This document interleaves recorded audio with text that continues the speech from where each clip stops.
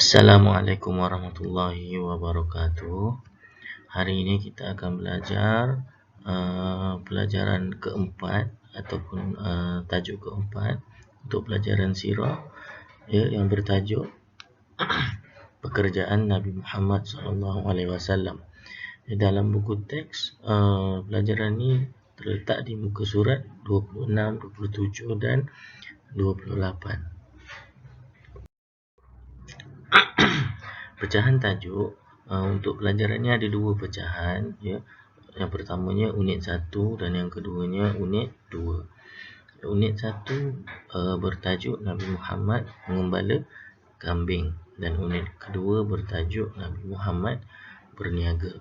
Yang bermakna pelajaran keempat ini akan merangkumi dua unit, ya, yang mana yang pertamanya pekerjaan Nabi Muhammad ketika muda dan yang kedua pekerjaan Nabi Muhammad ketika remaja. Yang unit 1 ni ketika masih kecil dan unit 2 ni ketika remaja. Baik.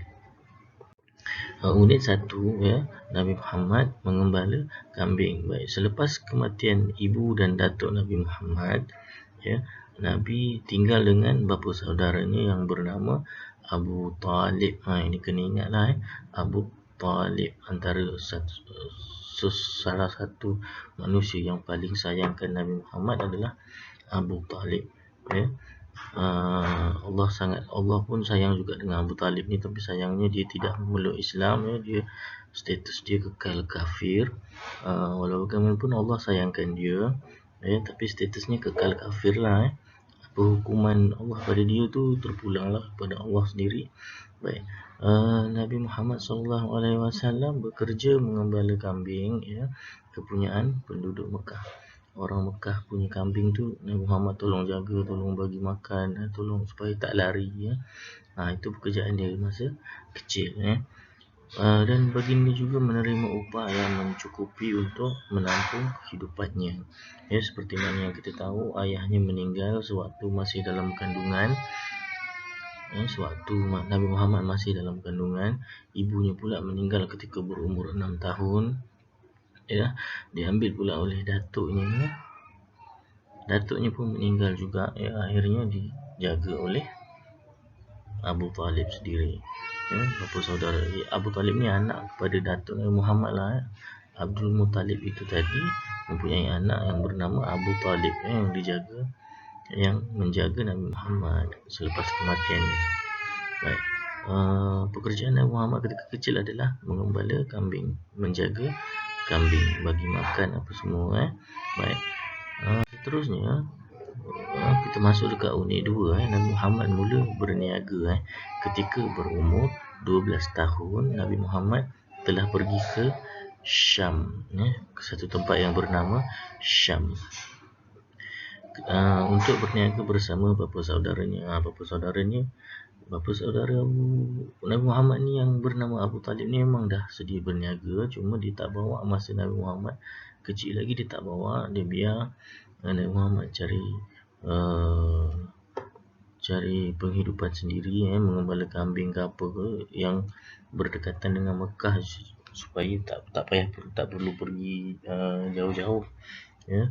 Tapi ketika berumur 12 tahun, dah agak besar, maka dia pun bawa Nabi Muhammad ke Syam, ya.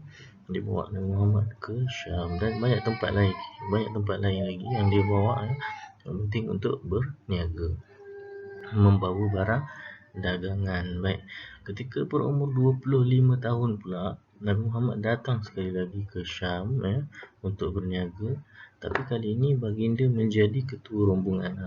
Kalau dulu diikut orang je, diikut Abu Talib je, diikut. Tapi kali ini dia jadi ketua rombongan. Bila mana ketua ni, maknanya dia jadi bos lah dekat situ. Dia jadi bos, dengan membawa barang dagangan kepunyaan siapa?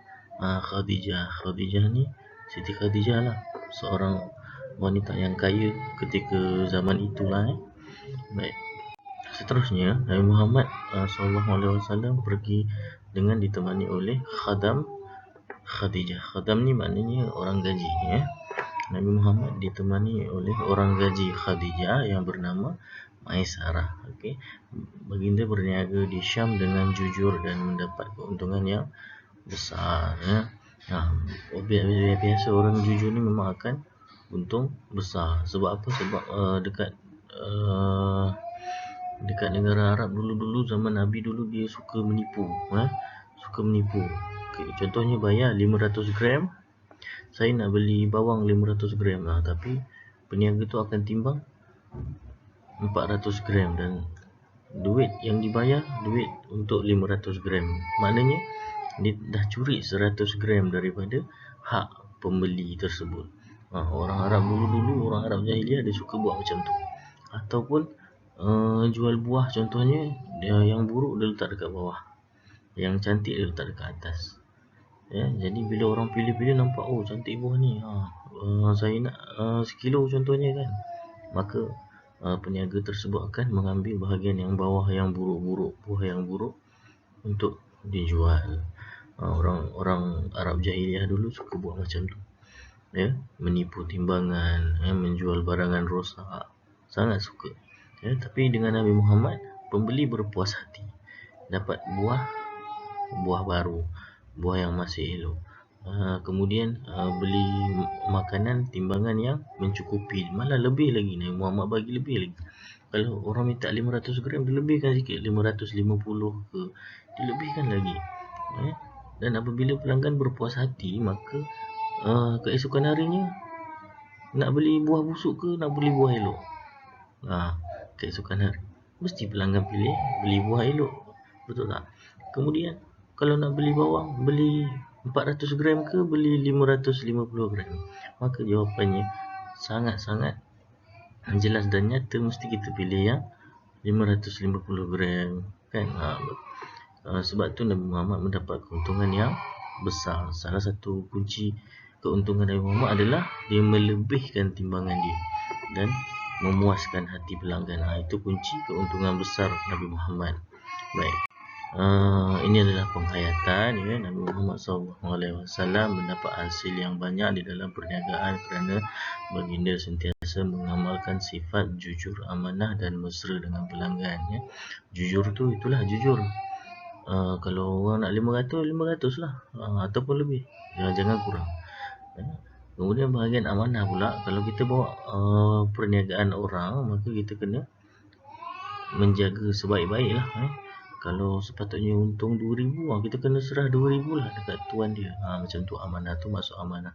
Ataupun dijaga betul-betul. Orang nak curi, dia kejar pencuri tu, dia belasah lebih kurang contoh lah.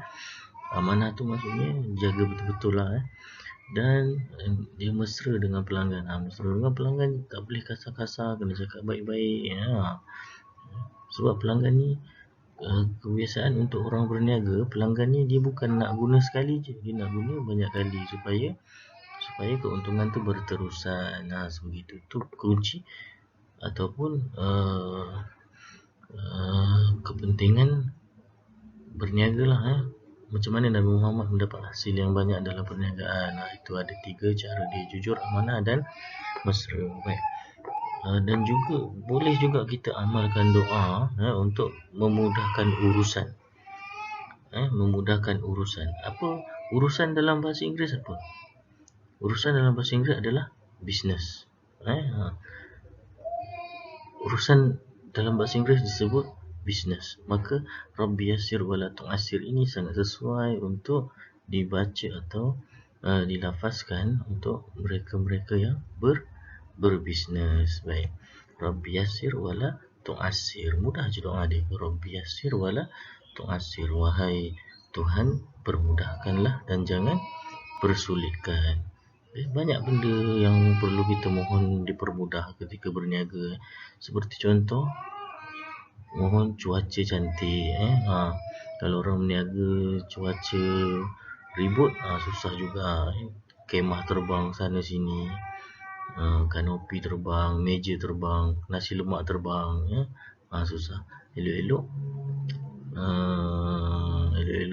hari tu boleh mendapat keuntungan, jadi hari tu menjadi kerugian. Sebab duit dah keluar untuk beli, modal-modal semua, ya, tapi nasi lemak tak terjual, dan barang yang belum dijual pun tak ada barang yang boleh jual, maka itu dipanggil kerugian, ya.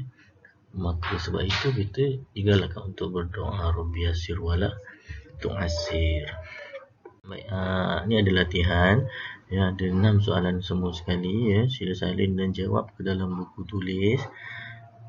Baik, dan yang terakhir ni selamat menyelesaikan tugasan lah, ya. Semoga kita semua dilindungi Allah Subhanahu Wa Taala dari sebarang penyakit dan virus, insya-Allah. Wabillahi taufiq wal hidayah. Wassalamualaikum warahmatullahi wabarakatuh.